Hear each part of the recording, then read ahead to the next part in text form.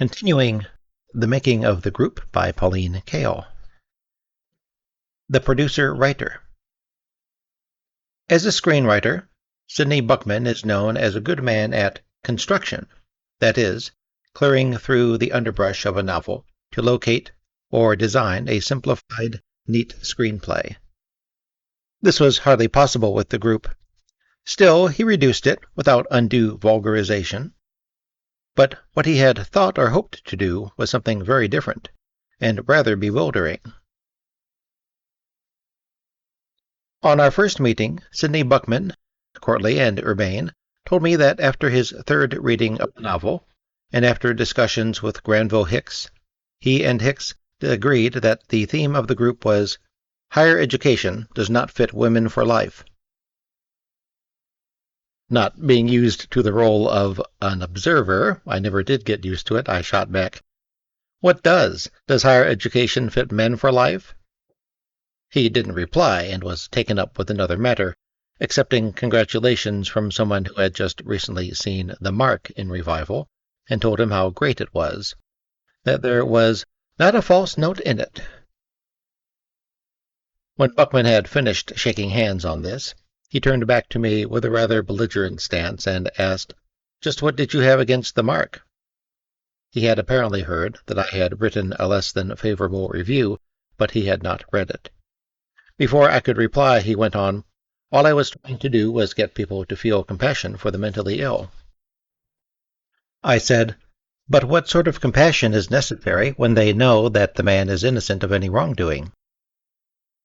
"Well," he said, "in the actual case it was based on, the man did rape a child, but if I told the truth, I wouldn't have any movie. I couldn't get people to feel compassion for him." I didn't want to tell him that that was almost a definition of the artist's task, so I just let it drop. But it occurred to me that this preposterous mixture of wanting to do good and yet evading the real problems, not even telling the simple truth if it might prejudice your case, was the basic cheat of Hollywood's message movies. Asked why he'd got involved in this particular project, Buckman said, "I have been interested in the education of the young for many years." And he had been. He'd been on the board of Sarah Lawrence when his daughter was there. But I'd have been more reassured if he said he'd been interested in Mary McCarthy's writing for many years, or just said it was a job. He talked a tremendous amount about the problem of contraception. He had somehow convinced himself that the movie would make some sort of contribution to progress and enlightenment. Listening to him, you'd think you were going to get a contraceptive and a birth control pamphlet with your movie ticket. A few days after my abrupt, "Does higher education fit men for life?" he came over to me and said he'd been giving it a great deal of thought, God knows why, and that no, it didn't. Still, he went on and on during the production about his favorite theme of education, and how the movie was about those foolish, shallow girls having their lives wasted. So I put it to him again a little differently. Would it have been different for men? And a few days later, he said he'd thought it over, and, "Yes, it could be 8 men. You know, Pauline, I don't know what the damned thing's about." I said that I didn't think Mary McCarthy could resist her impulse to ridicule, that she was driven by the same kind of wicked logic, whether she was dealing with the anarchists and socialists of the Oasis, or the professors of the Groves of Academe, or the girls of the group, and that I didn't think her concentration on women this time was intended as an attack on education for women, that she herself was a triumphant demonstration that women can and do think without parroting men. He dropped the education for women line when we were alone, but I still heard it brought out for public occasions. I would hear him talking about "does not fit women properly," and I would think, is it education or contraception this time? He still wanted the movie to prove something. It wasn't enough for him just to tell a story. He felt guilty that he wasn't doing something worthwhile, like getting compassion for the innocent. I first heard of his next solution to the problem of how he would give the movie depth when Lumet announced it to the girls. The girls nodded gravely as he explained it, and indeed it was one of those superficially plausible ideas that young kids would think was brilliant. The idea was that while girls were going on about their affairs, there would be depression details in the background, pickets, soup kitchens, apple cellars, and the girls would never even notice them. This is just the sort of easy irony that the theaters and movies are full of.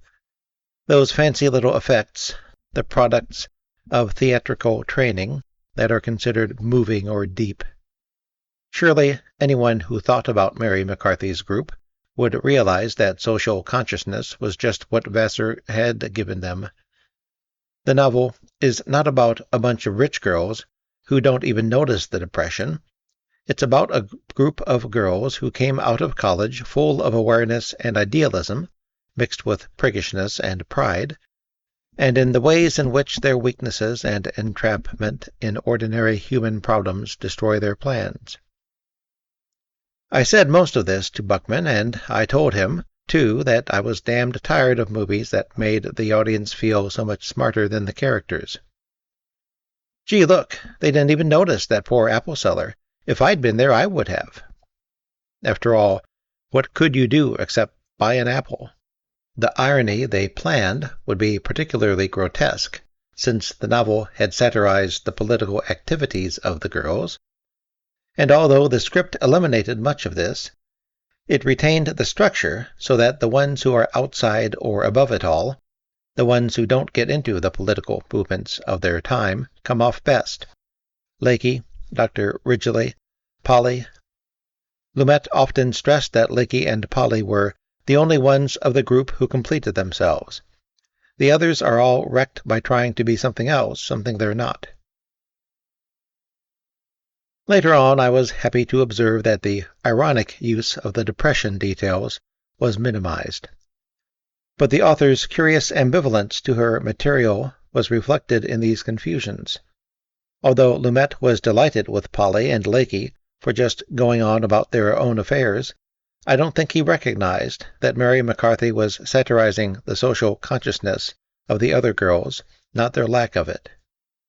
I rather doubt that the author herself intended to do that when she started the book, but in 10 years it's all too easy to become an uninvolved, amused aesthete toward even one's own past.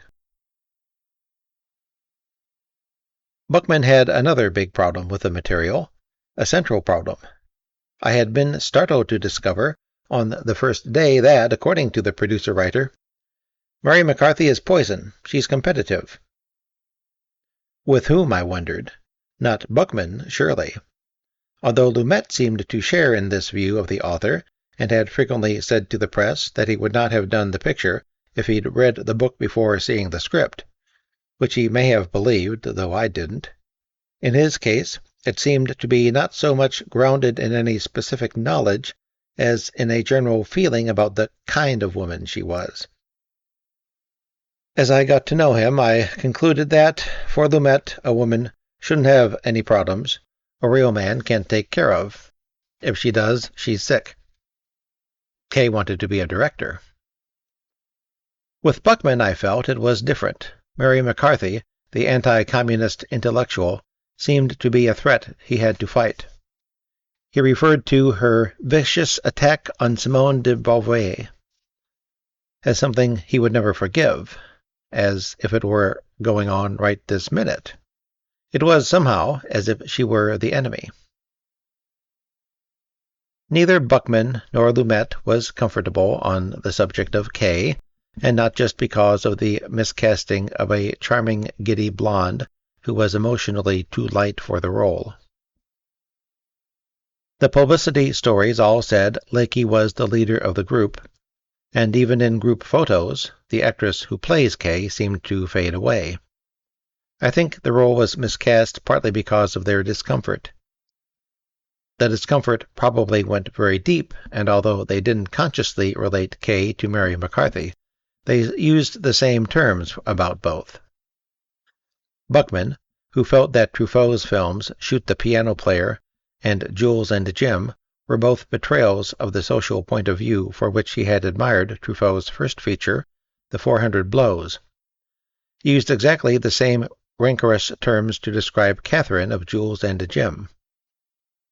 On this subject, this extraordinarily sophisticated man sounded like a cab driver or shop girl, denouncing the movie because he hated the heroine. The cast took the cue. Kay was referred to as messy and scatterbrained, a disorderly, disorganized nothing. And when I admired one of Kay's 30s suits, the actress stared in surprise and said, "Of course, Kay was such a schlunk she didn't have any taste."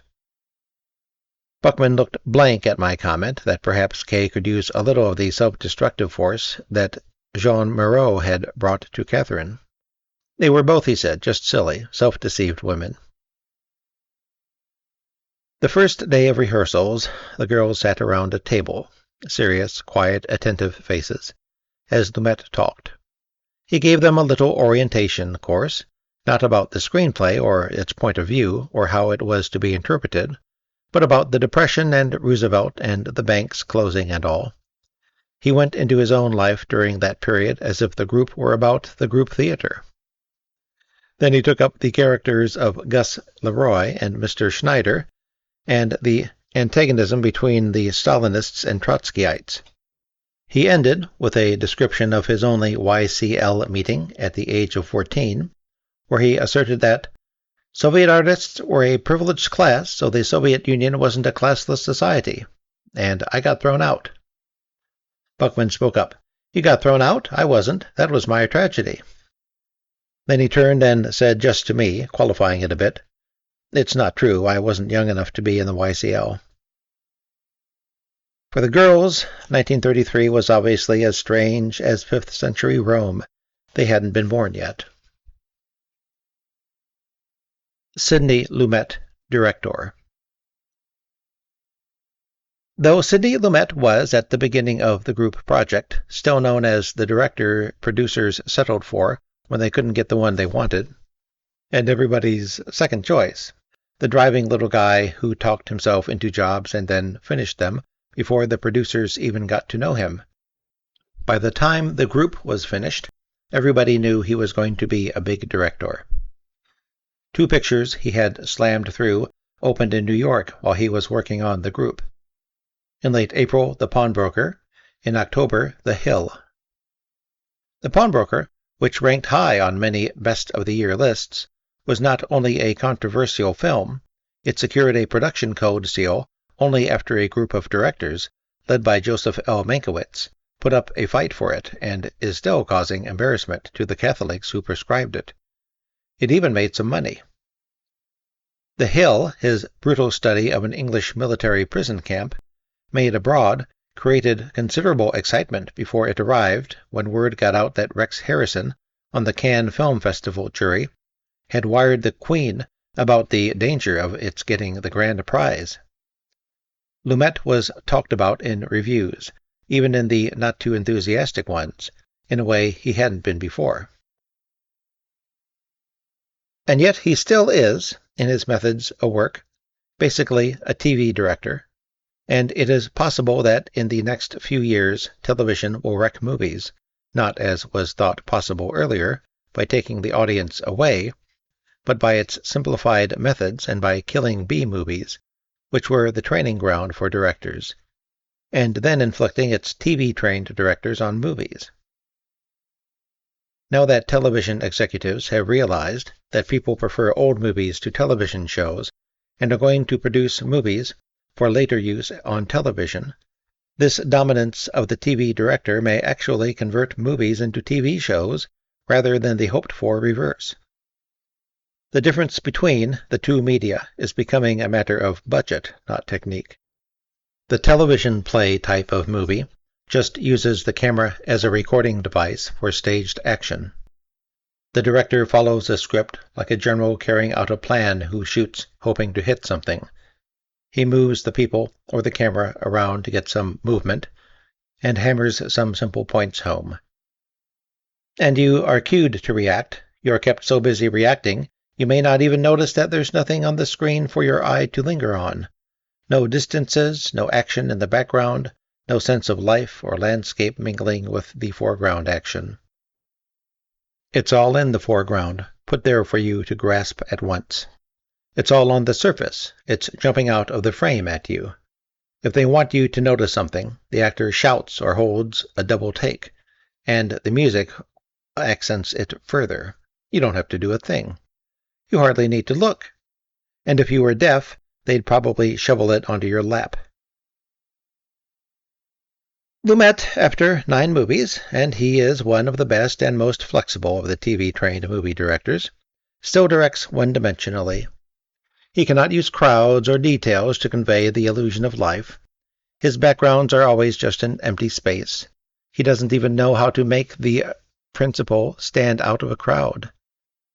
If he moves the camera, it's just a form of conspicuous expenditure to prove he can do it. He has only TV foreground action, without intrusions even, and of course, although this looks fine when the movies later turn up on TV, it basically represents a loss of the whole illusionary delight of movies. When the group was finished, Lumet told me about some of his plans, and one in particular for a difficult epic subject, and I said, "But Sidney, you can't do that. You can hardly handle more than 2 people on camera. I saw what happened to the party scenes in the group. They had to be cut down to nothing because nothing was going on in them."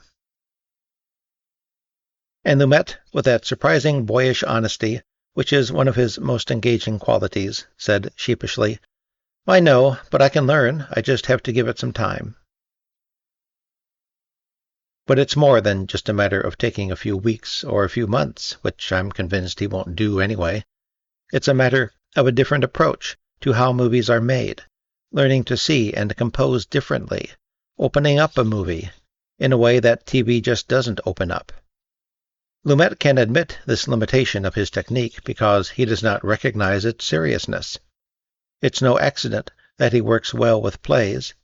They don't have the texture of novels, so difficult to create on the screen. It makes sense that he preferred the screenplay of the group to the book. That saved him from worrying about problems he didn't want to concern himself with.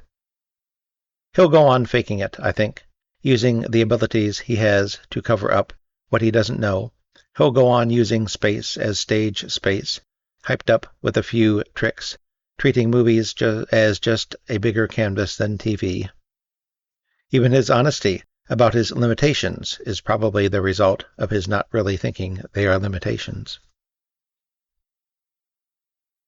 The only movie director trained specifically in TV who has at times transcended this limitation has done it in a singular way. Frankenheimer, The Manchurian Candidate, 7 Days in May, has converted TV technique into a new look, a new kind of movie style. Lumet's course is a different one. By temperament, he likes the TV speed and the slapdash intensity. He has the temperament to make this system of production work successfully because it doesn't frustrate him. He doesn't really want to work any other way. Personally, he's charged. He will take the easiest way to get a powerful effect. In some conventional, terribly obvious way, he will be daring. Chances are he'll get by with it. He's fearless and dogged. He has a phenomenal memory, and he has an instinct. Lumet surpasses most of the new TV-into-movie directors because he genuinely is not interested in making ordinary movies, and because of his energy, his feeling, and principally his excesses. What he thinks is emotion is excess. He goes a little farther than others do. Because Lumet can believe in coarse effects, he can bring them off. Sidney Lumet may be one of the next big directors because of a basic emotional vulgarity in his work that audiences may respond to. This is a very uncommon man with a common touch. Lumet is a man with a bad ear for dialogue and no eye. Genius? Yes, the genius necessary to convince people he is a genius. Or to put it more favorably, the determination to convince whoever needs convincing, that whatever it is, he can do it. And that is genius of a kind. You don't get to do much in this world without it. There are a great many sensitive, talented people around who will never do anything but treasure the superiority they feel to people like Lumet, who has pragmatic genius. He'll get it done. It won't be exquisite. It won't be perfect. But it will reflect the energetic, vulgar confidence he put into it. It will have some charge or energy, which may in some crazy way be more important than perfection anyway. Lumet made his reputation in live TV. He's a live wire. He works best under pressure. When it isn't there, he invents it for himself, racing to be ahead of schedule. He is happy on the set when everything is going fast, even though the speed may be spurious because the work is slovenly. He isn't reflective, and he doesn't have more to give it if he takes longer. On the contrary, that just makes him impatient and irritable. When directing movies, he recreates the conditions of live TV, not going back. Other directors plead for retakes. The producer has to force him. He accepts the passable. The advantage is that he gets something live into movies and enjoys what he's doing because of the excitement of the high pressure, the sheer activity of it. Precision seems almost irrelevant to his methods. It's the spirit, or some spirit, that satisfies him, not the exact line of dialogue or careful emphasis on the words. He lets the words fall where they may, which means they must often be post-synchronized because they have been articulated so inaccurately. When you watch scenes being shot and see and hear what's the matter with them, you realize how much bad and negligent work that could be corrected is allowed to pass because of the mystique of movies being the editor's art. There are possibilities for long, fluid scenes in several places in the group. Instead, the scenes will be chopped up with reaction shots and close-ups to conceal the static camera setups and the faults in timing, in acting, in rhythm of performances. Fast editing can be done for aesthetic purposes, but too much of it is done these days to cover up bad staging and shooting, and the effect is jerky and confusing. But as it calls so much attention to itself, it is often taken to be a brilliant technique. Explaining something he wants done, Lumet will say, "It can be very exciting," which means what will work, not what may relate to any larger conception, but simply something that will be effective here and now in itself. The emphasis on immediate results may explain the almost total absence of nuance, subtlety, and even rhythmic and structural development in his work. Perhaps because of his live TV approach, his work looks, or rather feels, somehow dated, too derivative, too familiar, too easily accessible, and as powerful. This, in the group, is a commercial advantage, because, for a mass audience, this material needs some warmth that is not present in the novel. And though the production, and some of the settings in particular, give several of the girls a surprisingly, vulgarly opulent background, this increases the commonplaceness. It is an expression of common fantasies about the rich, and Lumet, by having the girls behave like stenographers or middle-class girls from the Bronx in the midst of this wealth, probably reaches the large audience directly, even if this is not entirely conscious on his part. In watching Lumet work, I was torn between detesting his fundamental tastelessness and opportunism and recognizing the fact that at some level it all works. It obviously, too obviously, wants to be moving, but damn it, it is. Perhaps Lumet does so well with O'Neill, the famous TV production of The Iceman Cometh, the movie version of Long Day's Journey into Night, because O'Neill's plays don't depend on precision either, but on cumulative emotional power. They're pedestrian, simple, basic, forceful, solid meat and potatoes, so honestly served, it's great. O'Neill's writing is tenacious, obsessed, determined to get at something, to move you. It doesn't depend on a good ear or eye either. And of course Lumet is pedestrian too. What fools you is that he is a fast pedestrian. During the last week of the shooting, he invited me to his home to see a 16mm print of the TV The Iceman Cometh. The guests were very quiet, very attentive, but Lumet kept laughing. Where O'Neill used comedy to make us more aware of pain, Lumet laughed at the bad jokes. I heard someone near me whisper, "He laughs at places where you have to be insensitive to laugh."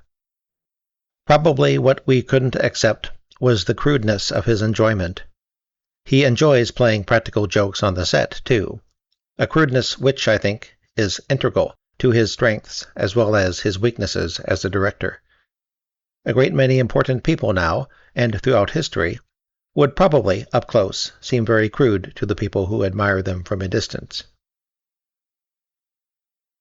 The direction of The Iceman Cometh showed the same strengths and weaknesses that I had been seeing each day on the set of the group. He hadn't learned, really. He just raced ahead. The groupings were stagey, the lines often misread or overemphasized, but there was an overall intensity, and he gave the actors their chance. This was one of the peculiarities of his approach that I had been discovering. He gave his principal thought to the actors during casting. He looked for trained people, and once he'd cast them, he expected them to know their business. He directed the actors' readings and interpretations hardly at all. It's as if he couldn't take the time for that, as if it had very little to do with him. It's their job. Although how they were supposed to learn to work together I couldn't discover, nor obviously could they. The results are, at worst, amateur theatricals and garbled readings, at average, pressure and excitement, but at best, an actor who understands his role and can act gets a chance to soar, like Robards in The Iceman Cometh, and the great family quartet of Long Day's Journey. Viewing acting as the responsibility of the actors is an extraordinary attitude for a movie director, but not so extraordinary if thought of in terms of live TV, where it's up to them, sink or swim. When they sink, when the lines begin to sound literary, he just lets it go, blaming it on their lack of training. But in some cases in the group, it's not that simple. They're miscast, or they don't understand the roles, which are not necessarily made more comprehensible by Lumet's singularly instinctive style of interpretation during the rehearsal period. Lumet's rehearsal period. Lumet is rather unusual among movie directors in insisting on a rehearsal period. It was 2 weeks on the group. This rehearsal period does not serve the same function as rehearsals in the theater. It is, rather, an attempt to compensate for modern out-of-sequence shooting methods, which are dictated by business considerations, not aesthetic ones. For example, during the actual shooting, sequences involving the same locations or sets will be shot the same day or within a few days, even though they may, as in the case of Kay's wedding and funeral, represent a 7-year interval, and will appear at the beginning and end of the finished film. Thrift Horatio. In movies made in New York, even tiny sets are struck immediately, because space is so precious. All the scenes to be shot in one room are photographed, while another set is constructed right next to it, and the next day that room is dismantled as action shifts to the corner of a restaurant, while workmen try as quietly as possible to construct a doctor's waiting room or a WPA office that will come and go just as fast. In a theater, the stage goes through the same cycle of transformations, each performance of a play. The studio for the group was never the same for 2 days. Construction was always going on. Actors in the same movie may not even meet each other unless they happen to be in the same shot, because their time is scheduled with alarming dexterity, so that they need only be paid for 2 or 3 days' work. An actor whose scenes appear to be years apart in the movie may have performed his total duties in a day or 2. The elaborate scheduling combines the elements of actors and sets and crew for maximum economy. There is none of that old Hollywood contract player life of sitting around for weeks in order to pop in and out of a few scenes. Partly because of soaring union costs, this has all been computerized. None of the cast of the group was on salary for the full production.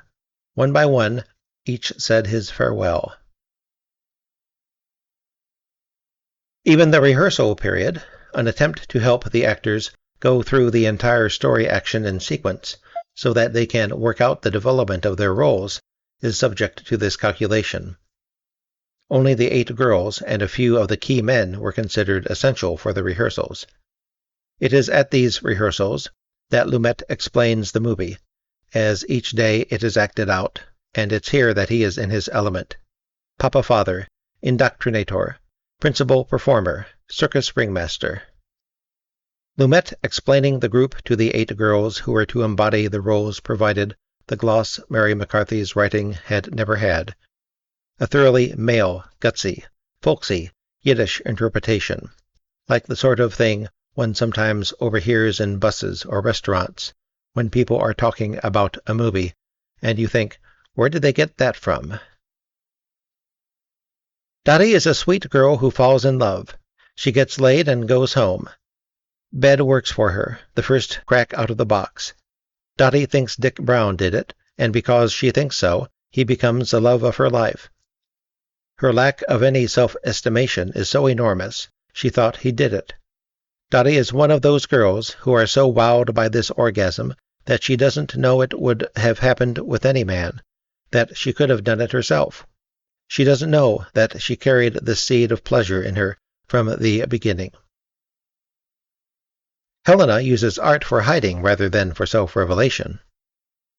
And then solemnly, as if with insight, indeed second sight, about the girls way beyond the pages of the book, she'll drop the newsletter after Kay's death. When Helena doesn't scratch Noreen's eyes out, that's when she nails her coffin.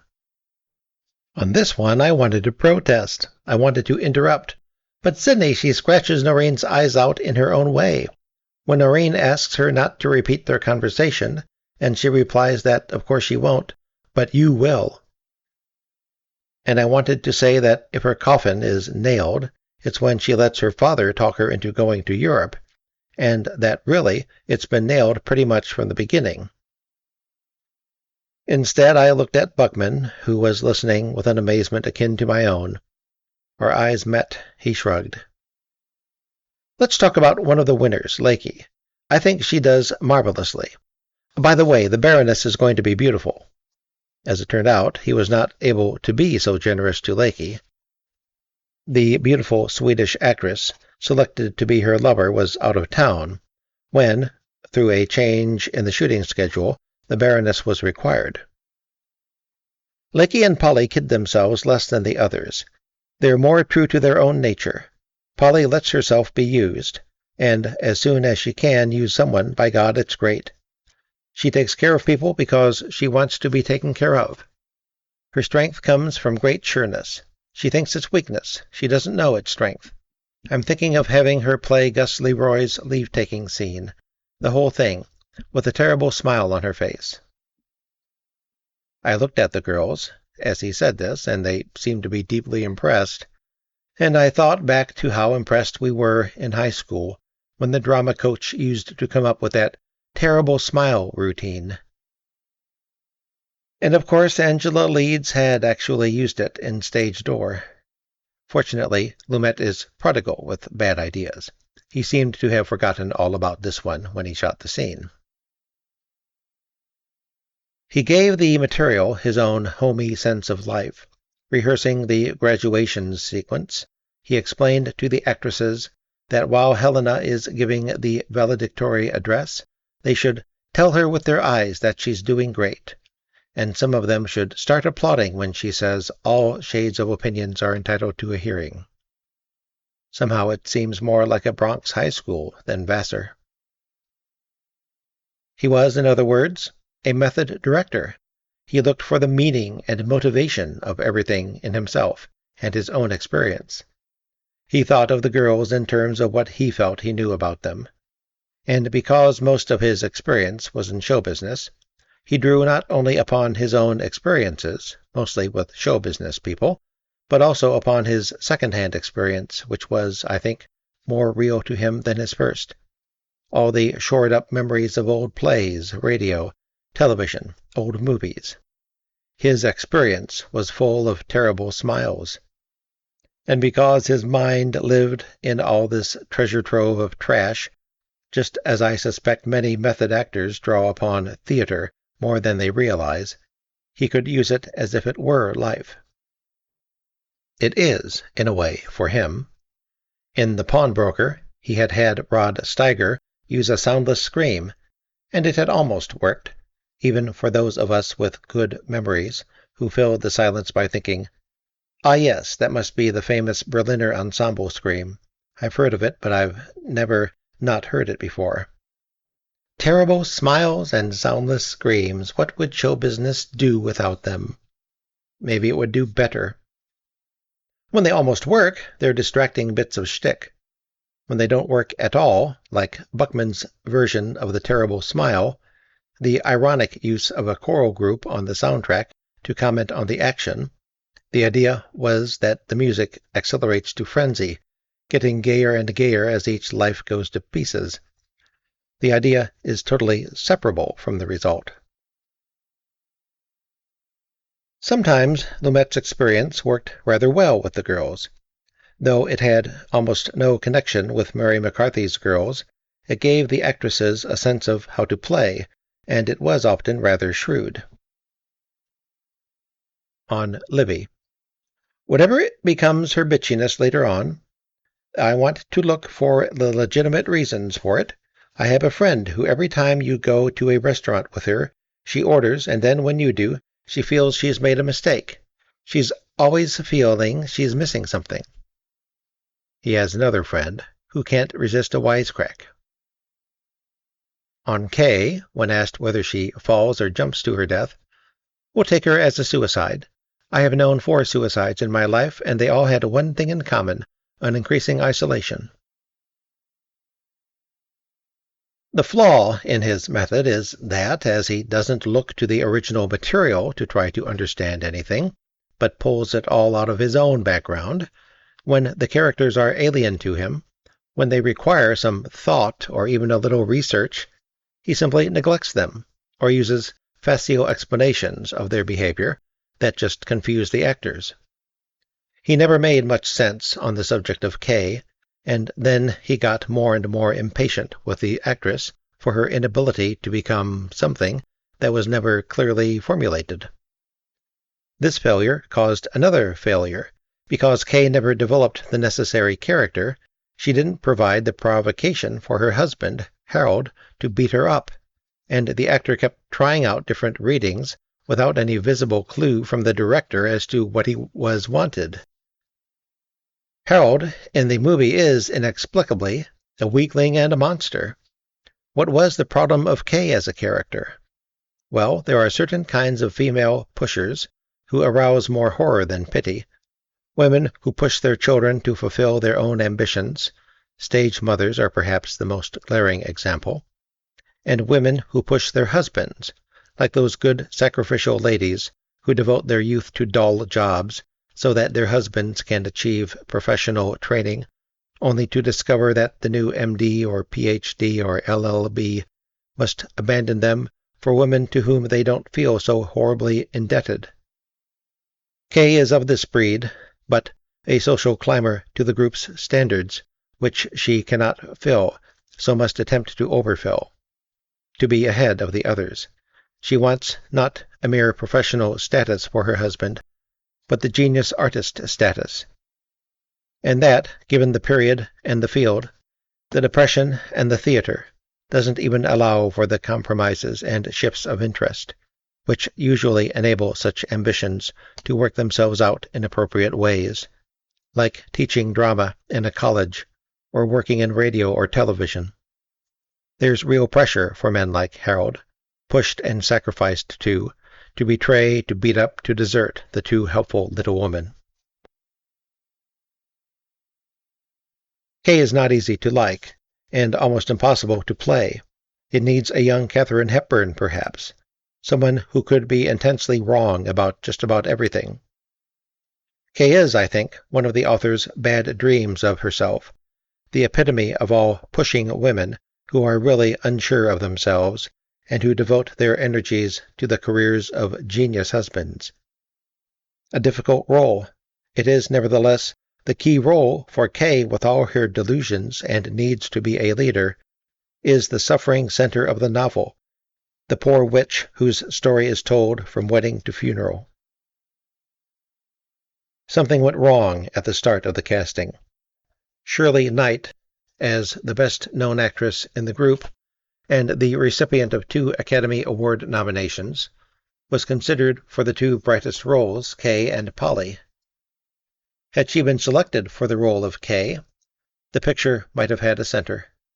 Shirley Knight had the strength to play Kay, but she was cast as a sweeter character, dear little likable Polly, and this decision, made right at the beginning and not necessarily a wrong one for her in terms of her career, was wrong for the story the picture was presumably telling. Joanna Pettit, who got the role, is a perfect type for frivolous, light-headed comedy roles, a giddy, bouncy girl with naturally bee-stung lips and a twinkly smile like Stella Stevens. Watching the 8 actresses become the visual embodiment of Mary McCarthy's girls, I began to see that there might be a difference between stage and screen that hasn't been discussed. It's simply that miscasting is not so obvious on screen as on stage. In a play, you can see an actor in a role and think of another actor who should have played it. In a movie, the physical qualities of the actor dominate the role. He is more vivid than any concept of the role, and he becomes your idea of the role. You're not likely to think of what other actors might have been like in it. In a sense, the screen actor is his role in a way the stage actor isn't. In a play, you separate the two, particularly in a bad performance. These actresses are now the Mary McCarthy girls and will be seen in the mind's eye of those who now read the book. Questions that might have concerned another director, such as, what had brought these particular girls together and made them a group? Or in what ways were Vassar girls different from other college girls and other girls of the period, didn't, I believe, ever exist for Lumet. The answers to questions like these go into the texture of a work, into the nuances, the details. If he'd thought about the milieu and the tastes of these girls, would he have okayed the set for Libby's bedroom, which is Joan Crawford 40s, or for Libby's living room, which is like a Lowe's stage lounge? In many of the sets, the art moderne decor of the 30s, which was such an important part of the novel, had been carefully and often amusingly prepared, and he didn't bother to use it. Nor did he observe that the dress designer's unobtrusive good taste was often spoiled by the girls' hairstyles.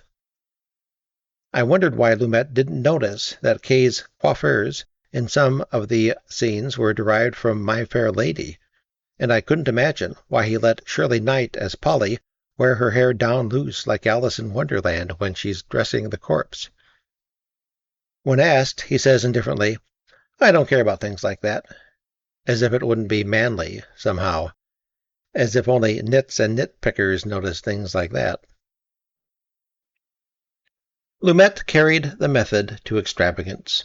He found psychological reasons for everything in the script, patterns of behavior and consistent motivation, and even elaborate Freudian relationships between the girls and their parents and each other. He was sometimes remarkably ingenious, like those people who prove that Francis Bacon or Walt Disney wrote Shakespeare's plays. Anything the girls were to say in the movie, even if Buckman had taken it out of someone else's thoughts in the novel, had its origins in their childhood, their repressions, their envy. It was as if God plotted every detail by a master plan, and we must see his mysterious workings. Lumet gave a glorious performance, as Buckman sat staring in wonder, sometimes looking terribly fatigued. The comedy now became watching the young actresses trying to find the motivation in the lines and roles. Actresses of an earlier generation would have provided it, but these girls thought it must be there to be found, and Lumet encouraged them in this delusion by seeking and finding whatever he put there. They were as misguided in their method as the group had been with their 30s ideas. Yet what else could they do? They're children of their time, too. Lumet's great performance as a boring papa full of blather that the impressionable may take for knowledge of life was counterpointed by an appalling performance when the lines were not his own. He cued the girls by reading the roles of almost all the missing actors and actresses, and he read the Mary McCarthy lines with such animal spirits, mixed and ready-made inflections, one might have taken them for radio drama circa 1938. I had asked him during one of our first talks why he had given up acting, and he had begun a long explanation about how acting was a faggot's career, and how he knew that if he was ever going to give a woman a real human relationship, etc. And I had simply jotted down, too short for acting career. Now I decided that maybe his style of acting had dated before he had got old enough to face the problem of his height. Between his own big role and all these other roles, he was on all the time. He was on even in the coffee breaks, going over charts, designs, schedules. He was indefatigable, and he loved it all. His approach to speech, so totally at odds with Mary McCarthy's dialogue, was to cause trouble throughout the production. The girls and many of the young men were, like him, indifferent and insensitive to the value of words, the shadings of language. They produced sounds, as American Indians seemed to, without real articulation. They did not time their dialogue for comprehension. They gave it some kind of emotional birth, during which they were quite likely to use their own words, which contrasted feebly with the author's. They did not seem to hear the difference. During casting, Lumet had asked one method actor, "Does your experience with improvisation get in the way when you're working with a script?" The actor's answer, worthy of the Sphinx, was, "Only when the writing is bad. When it's good, your instinct should work with the dialogue." Because of actors' instinct, much of the dialogue had to be post-synchronized. Several of the girls took so long gestating their lines before delivery that good moments had to be cut because it was too absurd to switch from the potential speaker to reaction shots of the listener, and deathly dull just waiting on the speaker's face. The talk had to become faster in the editing room, and as a result, the movie became choppy and frenetic. By the second week of rehearsals, the girls were whizzing through the whole movie, with the seedy old ballroom that had been rented for rehearsals turned into a maze of markings and charts, and chairs and tables, and old mattresses simulating graduation exercises, church, restaurant, hotel, etc. They would do a complete run-through, quick, from sequence to sequence, hopping from one set to the next. And I was puzzled, as the action covered 7 years, why compress it into something like the running time of the movie in rehearsal? Why not do it scene by scene in sequence, but allow them to think about it in between? They were so worn down from chasing around the markings, they didn't have time to think. Their anxieties about making their right positions took precedence over what the rehearsals were for. The rehearsals might have suggested movie conditions better and been much simpler if the actresses could just have stayed in one area and imagined that it was now a restaurant or a hotel, which actually is much closer to how a movie is shot, because the same space becomes one thing or another. Less strain and tension about where they had to get for the next scene, and more concentration on how to read the lines, would have served them better in the movie. But it was great training for live TV, when the actors need to move around and get into different positions fast. If anybody was still doing live TV. concluded in the next video.